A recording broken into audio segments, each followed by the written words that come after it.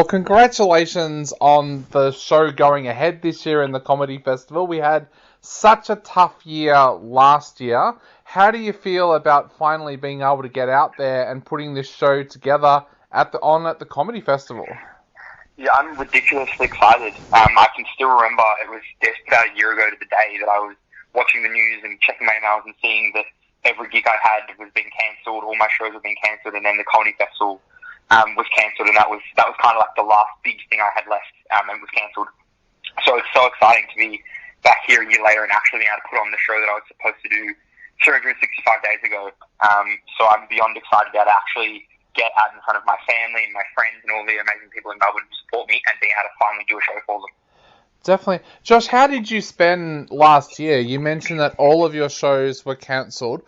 What did you end up doing for the year, and how tough was that financially for you as well? Yeah, so I guess my time was divided a little bit in three. So for the first sort of part of lockdown, I think I spent it the same way everyone else did. I was sleeping in, I was in my tracksuit pants all day, watching Netflix, all that kind of stuff. And you know, it was pretty disheartening because I didn't have anything to really do anymore. But at the same time, it was nice to be able to take a break because the year previously I'd been kind of going non-stop. I was in Adelaide, I was in Perth, I was all over the world. So it was in a way nice to be able to actually have some time to do my own thing. And then after that, once I had kind of, you know, relaxed and reset, I started working towards creating new material, which once again is something I don't generally have tons of free time to do because I'm busy doing my current material in shows. So it was nice to be able to sit down and actually work on a new show, which is what this show at the Comedy Festival is. So The Conjurer at the Card Table is almost entirely material that was developed, created, rehearsed, and almost everything but performed during this past year in quarantine and in lockdown. So I haven't really been able to show anyone, basically, because obviously we weren't able to have people to our house or anything. So the people coming to see my show next Monday will be just about the first people ever to see the material. Once that period of my life had sort of slowed down a little bit because I was getting more confident and comfortable with this new stuff, I started doing Zoom shows. So this was a really exciting period of time for magicians all over the world because we kind of pioneered this new form of virtual entertainment. I, along with a lot of my friends, kind of checked in against the world's entertainment, and there wasn't really a lot of virtual shows happening to start with. Musicians, comedians, things like that weren't really putting on a large selection of virtual entertainment, but magicians are out there pioneering and basically creating a new medium of entertainment. So I would set up my camera, I bought some lights, microphone, all that kind of stuff, and put it in front of my rehearsal table and would do shows for families and corporations and businesses. Basically what I was doing prior to lockdown, being booked for parties and things, but it was virtual, and it was an amazing experience and something that I never thought I'd be doing, and yet here I was doing an hour of magic in my tracksuit pants and a suit for people in, you know, across the world in some cases. Definitely. Josh, you mentioned that you came up with some new tricks during that time when you were in lockdown. Tell us a little bit about how do you start out when you first have a new trick? Like, there's something come into your mind about, I wonder if I can do this, and then how long does that take for you to then perfect that trick well enough to be able to perform it in front of a crowd? Yeah, so I was lucky enough that my girlfriend lived within the 5K radius, and she was able to come over and see me. So we had a little bit of a magic binge. So every night we were watching old performances from famous magicians from decades ago, modern TV specials, basically every show we get our hands on, just looking for inspiration. And beyond watching magic shows, we were watching all sorts of different movies and listening to music and reading books, and just getting different ideas from every place we could get them. And then, since basically the only thing we could do outside was going on walks, we used to go on a 5K route around my house, or nearly a 5K walk, and just kind of like chat and reflect on the things we'd seen or talk about the night previously. And, you know, go, this was really interesting. Could we do a trick about this? Or, here's a really good idea. And an example off the top of my head is I started a herb garden during lockdown because it seemed fun thing to do. And I was looking at my garden one day and I thought, wouldn't it be kind of cool if you could grow something instantly? Because if you're much of a gardener, David, you know that it's quite a long, laborious process to plant a seed and watch it grow. Yep. And I was thinking to myself, wouldn't it be cool if I was a real magician, I could snap my fingers and make something grow instantly.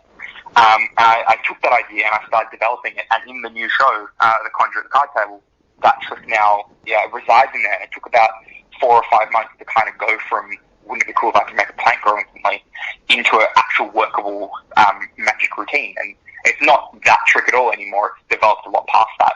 But it can take a really long time to actually figure out what I want to do, and then even longer to figure out how to do it. Because obviously magic isn't real, unfortunately. So in many cases, I have to invent methods that don't exist and then rehearse them, perfect them before I can even think about showing someone. So do you still get incredibly nervous when you perform a trick for the first time in front of somebody? Like, is it nerve-wracking for you? It is, actually. So it's a weird kind of nerves because I don't really get the opportunity to actually be worried about what I'm doing because there's so much to think about in my head while I'm performing. So before the show, I get really nervous and I kind of go over in my head thinking, okay, I have to do this, I have to do that, I have to do this. But then when you get into the mode or into the zone of performing, I kind of can't be nervous because I have to think about so much in my head and go, okay, I have to get this now, I have to secretly put this here, and then I have to secretly do this and blah, blah, blah. So all that, I guess, adrenaline and thought process takes over. But it's a really exciting feeling to be able to get to the point where I'm not experiencing that anymore and I can kind of just relax and enjoy the show myself and not have to think so much about what I'm doing. And that can take a little bit of time.